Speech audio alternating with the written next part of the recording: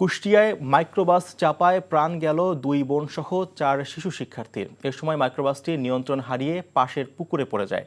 Police ও এলাকাবাসী জানান, সকালে শিমুলিয়া কুঠিপাড়া জামে মসজিদে আরবি পড়া শেষে শিক্ষার্থীরা বাড়ি ফেরার পথে কুষ্টিয়া রাজবাড়ী আঞ্চলিক মহাসড়ক পার হচ্ছিল।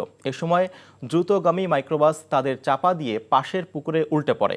ঘটনাস্থলে মিম নামে এক শিশুর মৃত্যু হয়।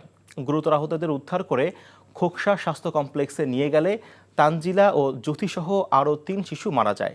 এ ঘটনায় কুষ্টিয়া রাজবাড়ী আঞ্চলিক মহাসড়ক অবরোধ করে বিক্ষোভ করে এলাকাবাসী। এতে সড়কের 2 পাশে যানজটের সৃষ্টি হয়। এখন আমার খুব ক্ষুধা লাগছে, আমি খাবো। কি কি রান্না করছো? আসো দেখো। খুবই ভালো রান্না করছো। আমি তো মাঝে মাঝে চিন্তা করি আমি রান্না কেন করি, তোমারই করা উচিত। হার্ড ওয়ার্ক করার লাগবো। আমি এই চাকরি করবো না, ছেড়ে দিচ্ছি। আমি প্রেগনেন্ট। একজনের উপার্জন দিয়ে কি এই ঢাকা শহরে একটা ফ্যামিলি চলে?